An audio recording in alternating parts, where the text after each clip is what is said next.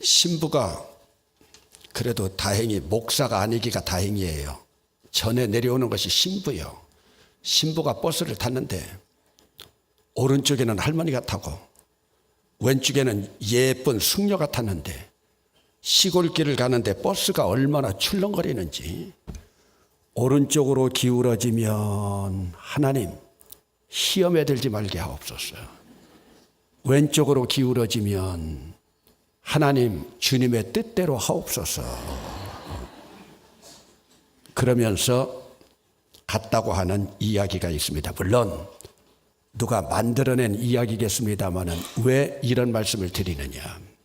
여러분, 성직자도 시험 당할 수 있다. 성직자도 시험 당할 수 있다. 왜? 성경에 보면 예수님, 오늘 오전에 여러분들이 하나님 말씀 들었지만은 지금 하늘문이 열렸습니다. 성령이 비둘기같이 임했습니다. 예수님의 음성이 들렸습니다. 내 사랑하는 자, 내 기뻐하는 자. 그럼에도 불구하고 하늘문이 열리는 놀라운 역사가 있음에도 불구하고 이런 예수님이 지금 공생애를 시작하면서 왕으로 대관식을 치른 이 왕에게 접근해오는 사탄이 있습니다. 사탄의 공격을 3번 받습니다. 여기서 우리가 무엇을 생각해야 되느냐? 모든 인간 하나님의 시험을 받을 수 있다. 여러분, 예수님까지 시험을 받는다면 그러면 오늘 우리는 영적으로 하나님과 열려있고 하나님과 관계를 맺는다고 해서 그것 가지고 승리하는 것이 아닙니다. 오늘 우리가 궁극적인 승리는 어디까지 가야 되느냐? 사단까지도 물리쳐야 됩니다. 여러분 한번 보세요. 하나님께서 인간을 에덴 동산에다 하나님께서 만들어서 인간 창조하시고 생명나무 열매 먹게 해 주셨는데 창세기 3장에서 바로 사단이 시험합니다. 거기선 뱀의 모습으로 달려옵니다. 여러분 마찬가지죠. 지금 첫 번째 아담 하나님에게 시험받았다면 두 번째 아담이 바로 누굽니까? 예수님입니다.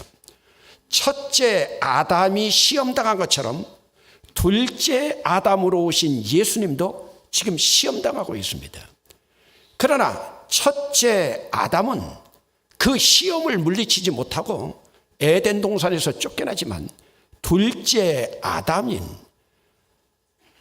예수 그리스도가 사단을 물리침으로 말미암아 첫째 아담이 해결하지 못한 문제를 둘째 아담인 예수가 해결합니다.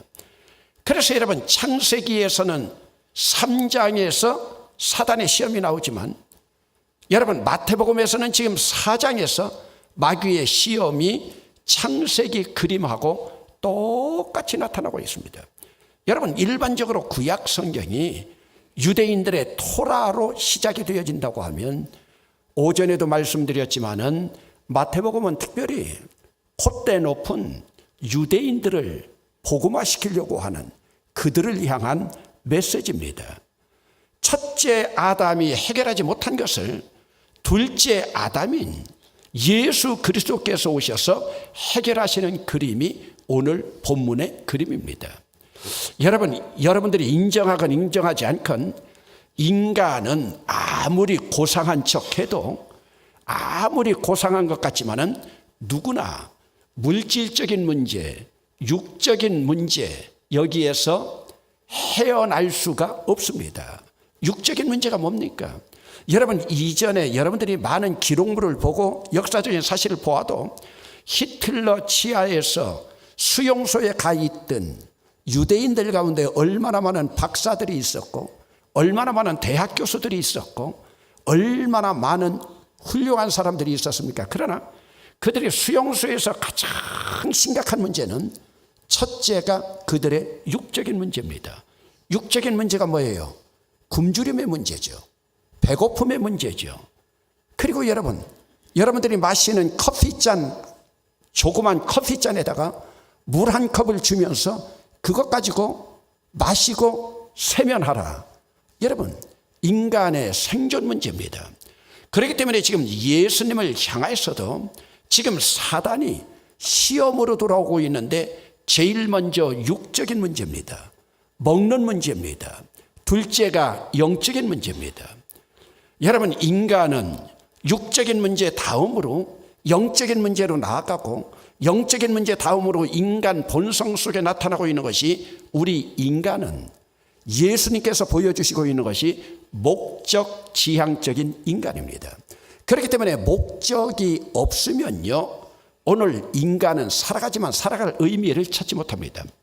여러분, 어젠가 그제 오랜만에 우리 집사님 가운데 신방이 있다고 그래서 신방을 갔어요. 왜냐하면 학교 선생님이기 때문에 학교 개학했을 때는 신방을 못하고 겨울방학에 젊은 집사가 신방을 봤는데 그것도 너무 고맙더라고요. 근데 그 집에 갔더니요, 그 집 아이들이 2명 남매가 있는데, 그 남매 아이들이 몇 년 전에 제가 새벽 기도에 설교했던 것들을요, 아이들이 다 기억하고 있어요. 특별 새벽 기도회 때 설교한 걸요. 그러면서 무슨 이야기를 하느냐, 목사님 설교 듣는데 목사님이 중학교 때 뜻을 정하고 하루에 4시간 5시간밖에 자지 않고 공부했다고 그래서, 목사님, 저는 차라리 뜻을 정하지 않고 잠을 많이 자는 쪽을 택하겠습니다. 여러분, 아이 말이지만요, 얼마나 순진한 거예요. 제가 어린 시절 이야기를 하면서 나는 뜻을 정하고 3시간 4시간밖에 잠 안 잤다, 4시간 5시간밖에 잠 안 잤다 했더니, 목사님, 저는 그러면 뜻을 정하지 않고 차라리 잠을 실컷 자겠습니다. 하여간 어떻게 받아들이건 그래도 목사가 설교한 것을 이 아이들이 간직하고 있구나. 이제 중학교 1학년 들어가는데 이전에 초등학교 4학년 때 들었던 이야기예요. 그러면서, 그러면 너는 3.1절 날 태극기 들고 3.1절 기념예배 드린 것 아느냐? 알죠. 하면서 목사가 설교했던 지나간 것들을요, 띄엄띄엄 목사에게 이야기하고 있어요. 신학기를 맞이해서 특별 새벽기도 하고 장로님들이 머리에 손 얹어 안수하는 거지만, 어린 것들 철부지라 모르는 것 같지만 그 이미지는 남아있구나. 왜 제가 이런 말씀을 드리냐, 인간은 누구나 목적 지향적인 것이 최후의 것입니다. 그럼 목적 지향이라고 하는 것은 뭐냐? 이것을 좀 어려운 말로 하면 우리는 늘 듣는 이야기지만 사명입니다. 여러분, 지금 우리 인생 살아가는 모든 길은 고난도 있고 시험도 있습니다. 그렇기 때문에 2주먹을 불끈 쥐고 나가지 않으면 오늘 우리는 이 시험을 이길 수가 없어요. 조금 전에 여러분들이 한번 웃었지만은 신부라고 하는 성직자에게도 이 시험이 있다. 그러면 예수님도 시험을 당했는데 우리 살아가는 인생길 모두가 어찌 보면 순간순간 시험장이라고 할 수 있습니다. 그런데 그 시험장에서 우리가 무엇을 선택할 수 있느냐? 여러분, 오전 예배에 예수님께서 죄인들과 함께 세례받으신 것, 예수님의 죄인들과 동일시해서 죽으셨다고 했습니다. 여러분, 예수님이 죄인의 대표자로 세례를 받으셨듯이 예수님이 죄인의 대표자로 세례를 받았습니다. 죄가 없으심에도. 그렇다면 예수님이 우리를 대표해서 시험 받으신 겁니다. 예수님이 인간을 대표해서 시험 받고 계십니다. 그렇기 때문에 우리 주님은 늘 그렇게 말씀하셨어요. 세상에서 환난을 당하나 담대하라. 내가 세상을 이기었노라. 여러분, 이 말씀이 참 중요합니다. 인간을 대표해서 시험을 받으시기에 결국은 이 시험을 이겼잖아요. 그래서 여러분, 첫 번째 아담이 시험을 이기지 못하고 에덴 동산에서 쫓겨갔을 때 하나님이 뭐라고 그러셨습니까? 요한복음 3장 15절에서 내가 너로 여자와 원수가 되게 하고 네 후손도 여자의 후손과 원수가 되게 하리니 여자의 후손은 네 머리를 칠 것이나 너는 여자의 발꿈치를 물 것이다. 그렇게 말씀하고 있지 않습니까? 그렇기 때문에 예수님이 우리를 대표해서 시험을 당했다 하는 것은 오늘 우리에게 승리를 확증시켜주기 위해서 시험을 당하신 겁니다.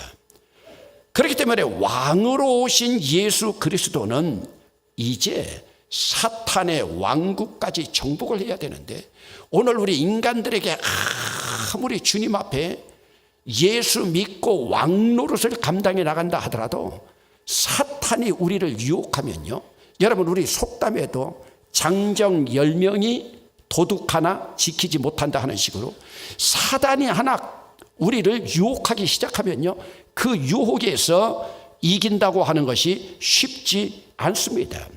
그렇기 때문에 궁극적인 하나님 나라를 향하여 가기 위해서는, 여러분 이제 보세요. 예수님이 3장에서 대관식을 치렀습니다. 3장에서 대관식을 치르고 왕이 되시고, 4장에서 사단을 정복하고, 사단을 정복한 후에 5장에서 왕국의 헌장을 선포합니다. 왕국의 헌장을 선포하는 것은 천국의 그림을 그리는 겁니다.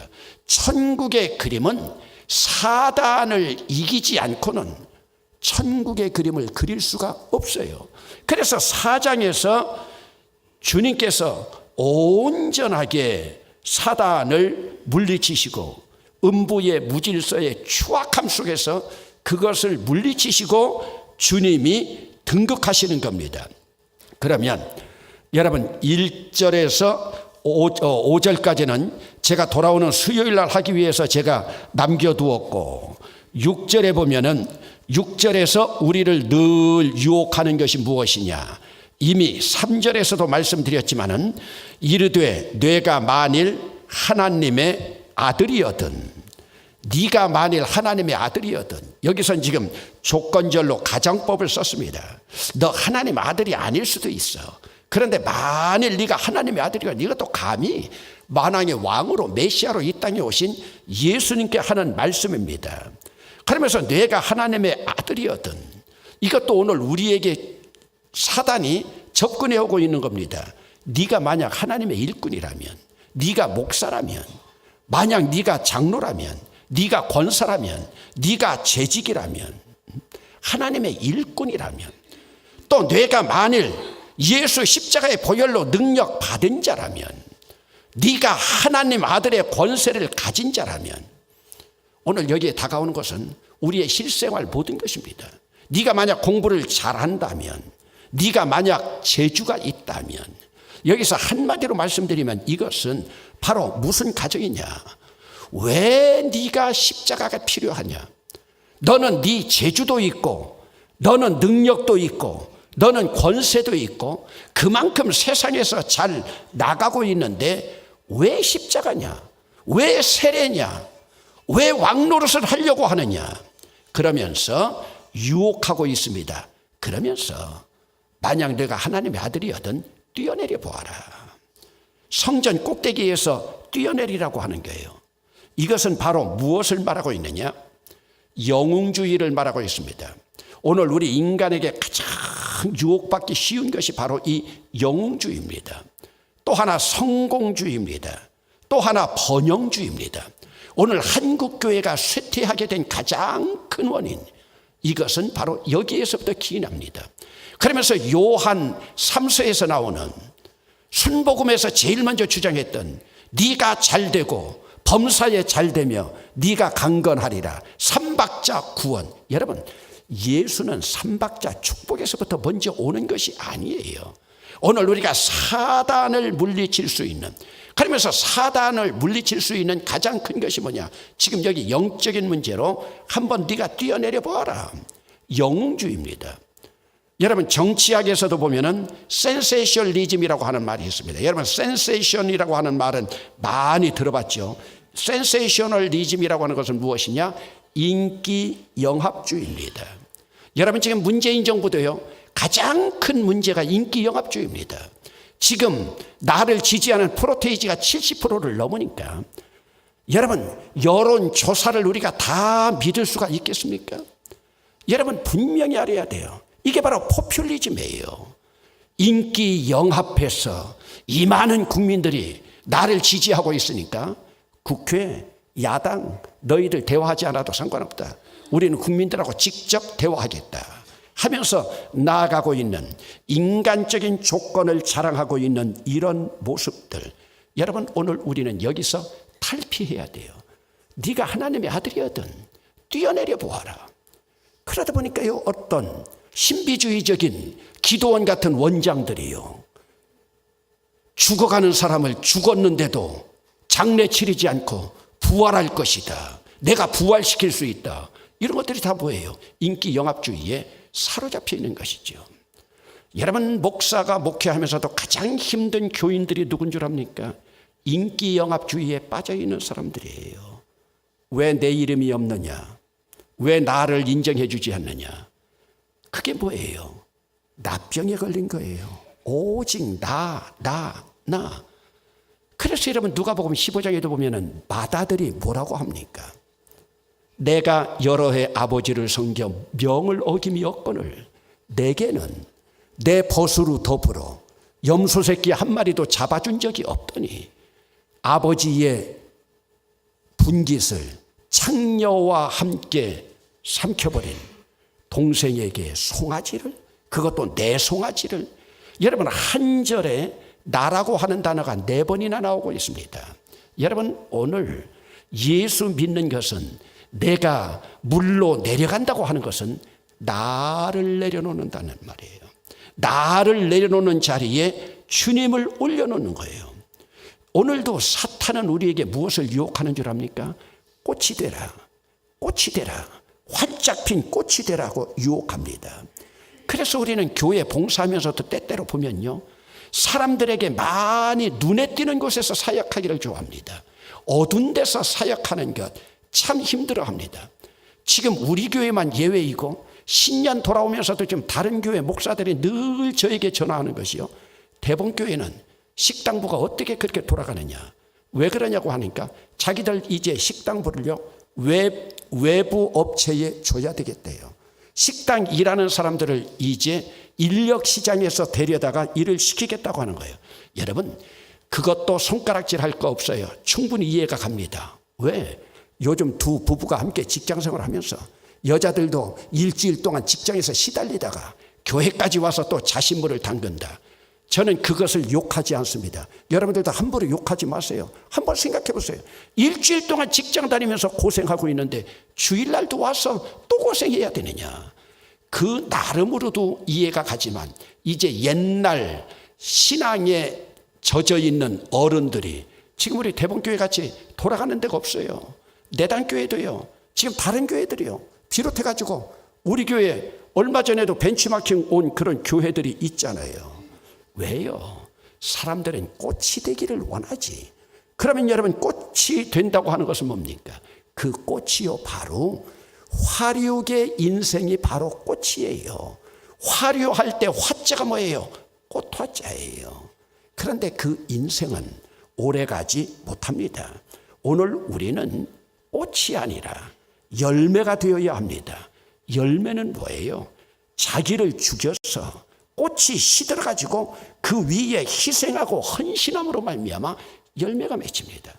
그 열매가 진정한 향기를 발하게 되는 것입니다. 이때 인기 영합주의에 빠져있는 그 모습 가운데 지금 뭐라고 말하고 있습니까? 주 너희 하나님을 시험하지 말라. 이때 여러분들이 주 너희 하나님을 시험하지 말라, 단단하게 말할 수 있어야 돼요. 여러분, 우리 몇몇 장로님들은 알고 있지만 이제 저는 가능하면 외부에서 하는 일들을 좀 많이 줄이려고 합니다. 무슨 장자 들어가는 거요, 이사장자 들어가는 거요, 기관장 들어가는 거요. 왜? 제가 꼭 해야 된다면 모르지만 섬기는 자리, 예를 들면 기아대책이나 아니면 남들이 하지 않으려고 하는 그런 일들, 월드비전, 가난한 사람들 도와주는 것, 이런 일들은 해야 되지만 이름 드높이는 일들은 하지 않으려고 합니다. 왜? 이런 것들이 잘못되면 네가 하나님의 아들이라면 뛰어내려 보아라. 네 인기 하늘 높은 데까지 올라가는데 뛰어내려 보아라. 오늘 많은 사람들이 마귀의 이 시험에서 헤어나오지 못하는 사람들이 많이 있습니다. 이것이 바로 뭐예요? 더 높아지려고. 나뉘면 안 된다고. 여러분, 예수 믿는 것은 그것이 아닙니다. 오늘 이 자리에도 은퇴하신 어른들 많이 계시지만은 여러분 인생 살아보니 어때요? 아무것도 아니에요. 옛날 동지 팥죽처럼 잘났다가 뿅뿅거리던 것들. 여러분들께 가끔 제가 그런 이야기 하죠.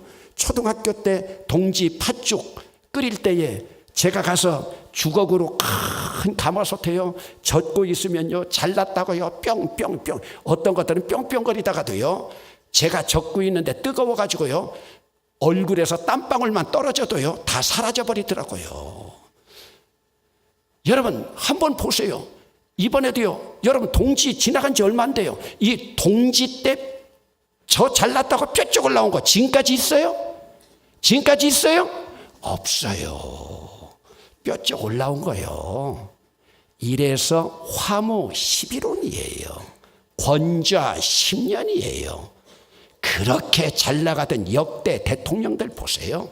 요즘 텔레비전에 나오고 있는요 장로 출신 이명박, 또 박정희 대통령 딸 박근혜, 근자에 가까운 모습만 보세요. 문재인요 5년 지나 보세요. 또 모르는 거예요. 그렇기 때문에 여러분 화무 11원이고 권좌 10년이에요. 그런데 권좌 10년 이상씩 한 사람들, 그들 남은 생애 보세요. 늙어지고 나이 들고 나니까요 다 똑같아요. 오히려 그런 인기 영합주의 때문에 자기 이력만 더러워지는 사람들이 얼마나 많이 있습니까? 이때 간단하게 사탄아 물러가라 외칠 수 있는가? 지금 영적인 이 문제를 다루고 있습니다. 그러면서 이제 또 세 번째로 9절에 보면은, 사실은 세 번째라고 하는 것은 세 번째 시험이고 오늘 제가 여러분들에게 말씀드린 것은 두 번째입니다. 첫 번째 것은 수요일 날 말씀드린다고 그랬죠. 9절 말씀에 보면 만일 내게 엎드려 경배하면 이 모든 것을 내게 주리라. 여러분 여기서 if라고 하는 만일이라고 쓴 것은, 가정법을 쓴 것은 예수 네가 하나님의 아들이라면 그럴 리는 없지만 그러나 가정해가지고 내게 엎드려 경배하면 이 모든 것을 내게 주리라. 요 말씀 하기 전에 여러분 사탄아 물러가라고 하는 말씀을 했다고 말씀드렸는데, 성경 전체에서 사탄아 물러가라고 하는 말은 두 번밖에 없습니다. 여러분 오늘 본문에 7절에 나와 있는 말씀하고 7절 말씀이 아니라 지금 후회할 10절에 있는 말씀하고, 또 하나는 베드로가 예수님 가는 길을 막을 때, 예수님 나갈 때 베드로도 사탄이라 소리를 들었어요. 여러분 한번 생각해 보세요. 예수님 제자도 사탄의 길을 걸어갈 수가 있다. 지금 내게 엎드려 네가 경배하면, 여기 경배한다는 말은 무슨 뜻입니까? 이 경배가 바로 예배입니다. 네가 하나님 앞에 경배하지 않고 하나님 앞에 예배하지 않고 나에게 예배한다면 이 모든 것을 내게 주리라. 여기서 예배, 섬김, 이것은 바로 주님을 최고도로 올리는 거예요. 그렇기 때문에 여러분 오늘 우리가 영적인 문제를 뛰어넘어서 우리가 목적 지향으로 나가고 사명으로 나간다고 할 때 우리에게 가장 큰 일이 무엇이냐? 마귀 사단을 이기고 우리가 승리해서 나가는 길이 하나님 앞에 예배하는 길입니다. 하나님을 경배하는 길입니다. 하나님을 섬기는 길입니다. 이미 출애굽기 공부할 때 여러분들에게 말씀을 드렸지만은 430년 노역 생활하던 이스라엘 백성들을 하나님이 왜 출애굽시키려고 했느냐? 첫째로 출애굽기 5장 3절에서 sacrifice, 하나님 앞에 제사 드리기 위해서. 5장 1절에서 페스티벌, 하나님 앞에 절기 지키기 위해서. 4장 23절에서 하나님을 섬기기 위해서. 이것을 다 합치면 뭐라고 그랬어요? worship service, 하나님을 예배하기 위해서.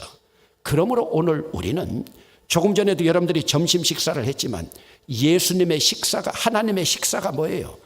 오늘 우리의 식사는 밥이지만 하나님의 식사는 예배입니다. 그러면 오늘 우리가 하나님 앞에 바르게 예배하면서 나아가고 있느냐? 그래서 여러분, 오늘 우리가 하나님을 경배하면서 예배하면서 나가는 것은 우리의 의무가 되어서는 안 돼요. 우리의 의무가 되는 것이 아니라 이것은 당연히 하나님을 섬겨서 나가는 것이 내 인생 목적 지향으로, 나의 사명으로 삼아야 됩니다. 여러분들이 지금까지 예수 믿는 자는 예배하는 것이 의무다 했지만, 이제 예수 믿는 하나님 앞에 예배하는 것은 의무를 뛰어넘어서 내 사명으로까지 나아가야 됩니다. 그러므로 하나님을 경배할 때 섬기는 일이 나타나고 섬김이 이루어질 때 그것이 바로 나의 사명이 됩니다. 여러분, 예수님이 세례받으신 대관식한 것도 바로 사명을 이루기 위해서입니다. 그렇다면 오늘 우리의 삶의 본질이라고 하는 것은 영적인 것에서 사명까지 나아가는 겁니다. 물론 이 돌들로 떡을 만들라고 하는 것은 우리 육적인 문제고 먹는 문제이지만은 결국은 물질로 시작해서 지금 사단이 어디까지 유혹하고 있느냐, 사명까지도 지금 타취하고 있는 거예요. 목적 지향적으로 나가고 있는 것을 막고 있는 거예요. 그러면서 여러분, 오늘 우리 주님께서 하시는 말씀, 시험을 이긴다고 하는 것, 결국은 시험을 이겼지만은, 여러분 11절 말씀을 함께 읽어보시겠습니다. 시작. 이에 마귀는 예수를 떠나고 천사들이 나와서 수종드니라. 마귀는 예수를 떠나고 천사들이 나와서 예수를 수종들었다. 그 10절 마지막 부분에도 보면은 너희 하나님께 경배하고 다만 그를 섬기라. 여기서 경배라고 하는 단어와 섬긴다고 하는 단어는 같은 맥락입니다. 그러면 이제 예수님이 시험을 다 이겼는데, 예수님이 시험을 이렇게 이겼다면 오늘 우리들이 시험 이기는 방법은 무엇이냐? 시험을 이기려면 오늘 우리가 주님을 향하여 나아가는 이 믿음의 고도를 높여야 됩니다. 그런데 믿음의 고도를 높이는 최고의 믿음의 고도가 뭐냐? 저는 지금까지 여러분들을 신앙지도해 나가면서 믿음의 고도를 최고로 높이는 것이 바로 워십 서비스 예배입니다. 여러분, 비나 눈이 와도 비행기가 뜨지 못해요. 얼마 전에 눈이 너무 많이 와가지고 제주도에요, 언론에서는 5,000명, 실제로는 7,000명까지 된다고 하고, 그 제주 공항 안에서 2,000명이 잠을 잤다고 하는 그런 뉴스도 접해보았습니다.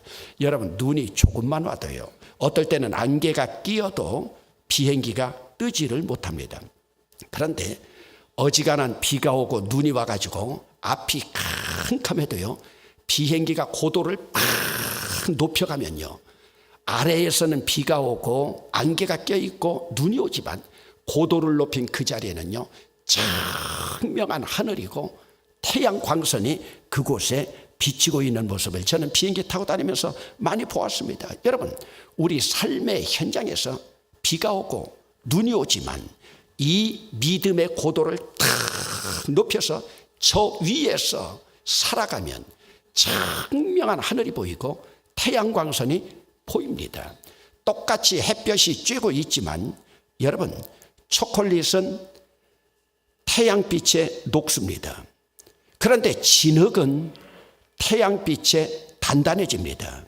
여러분, 죽은 나무는 마르지만 산 나무는 더 햇빛에서 싱싱해집니다.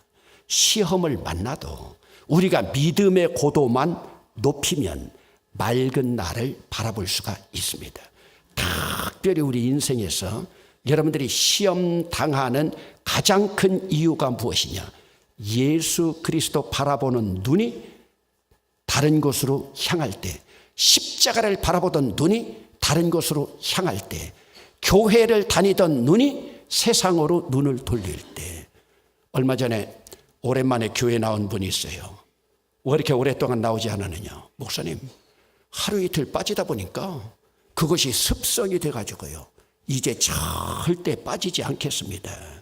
여러분, 믿음의 고도, 이것만 높이면 지금 예수님이 인간의 본질에 대한 세 가지 시험을 당했는데 이 세 가지 시험이 우리 인간이 가지고 있는 가장 기본적인, 물론 이제 여기에서 파생되어서 더 사소한 시험들 많이 있지만 대표적인 것이 이 세 가지 시험인데, 어떤 시험이 닥친다 하더라도 믿음의 고도만 높이면, 우리의 신앙의 고도만 높이면, 하나님을 향해서 나가는 우리 목적 지향적인 하나님을 경배하면서 예배 속으로 들어가서 예배 속에서 예수님이 받았던 손가락질처럼 미쳤다고 하는 소식을 들을 만큼 정말로 예배 속에서 우리의 믿음의 고도를 높여서 영적으로 나아갈 때 예수님이 바라보았던 하늘문이 열리고 성령이 비둘기같이 임하고 예수님의 음성이 들려지는 놀라운 역사,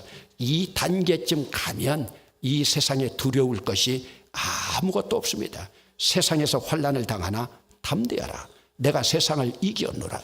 결국 창세기 3장에서 2장 3장에서 아담과 하와가 실패해서 첫 번째 아담은 실패했지만 둘째 아담으로 오신 예수 그리스도가 시험을 이기고 이제는 하나님 나라를 향하여 한 걸음 나아가면서 천국을 전파하면서 나아가는 모습을 바라보면서 오늘 우리도 신년에 특별히 믿음의 고도를 높이고 예수 그리스도만 바라보면서 사단 마귀쯤이야 오늘 우리가 당당하게 물리치며 나갈 수 있는 귀한 예수 가족 공동체가 되기를 주의 이름으로 축원합니다.